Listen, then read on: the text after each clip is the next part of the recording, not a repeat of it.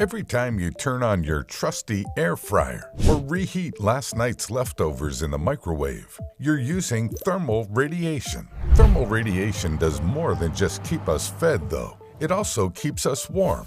From antique radiators and campfires to modern patio heater systems, these sources of heat all utilize thermal radiation and help us get through the coldest months of the year. But how exactly does thermal radiation work? First, we have to understand the concept of heat transfer, or how heat is able to travel from its source to its destination. There are three ways it can occur: thermal conduction, thermal convection, and thermal radiation, all of which probably occur right in your home.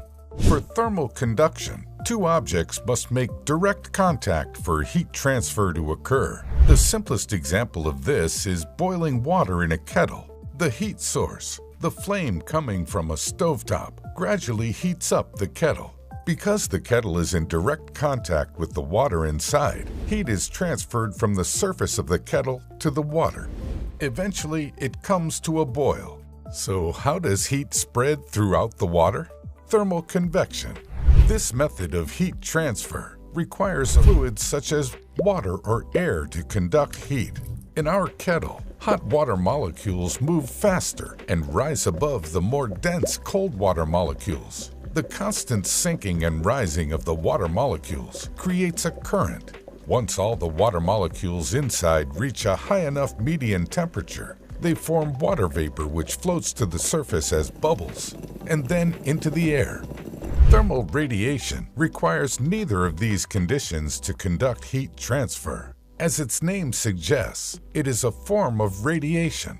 Instead of requiring a medium to transmit heat, heat travels directly from its source into its surroundings via electromagnetic waves. Depending on its wavelength, this can range from the shorter ultraviolet waves all the way up to the longest infrared waves. The energy from infrared radiation causes molecules to move, releasing energy that is felt as heat. This process happens very quickly, literally at the speed of light. Because it does not require atoms or molecules, it can move through the vacuum of space. This makes thermal radiation by far the most efficient and fastest method of heat transfer. And yet there's an even better, more obvious example of thermal radiation that everyone is guaranteed to be familiar with: the sun. How else would its heat travel millions of miles across the vacuum of space and to the pale blue dot we call home? Essentially, the sun is a gigantic, incredibly hot surface with temperatures high enough to generate enough thermal energy to reach far into the solar system. At its core, it reaches 27 million degrees Fahrenheit, while the surface temperature measures in at about 10,000 degrees Fahrenheit. That's a lot of heat. However, it's not just particularly hot objects that emit thermal radiation. Everything radiates thermal energy to some degree, even cold objects like ice cubes. When ice melts, the solid ice particles absorb heat energy from the warmer air, giving the particles energy and causing them to move apart. It is comforting to know that regardless of whether or not we fully understand it, we're free to appreciate and enjoy its effect.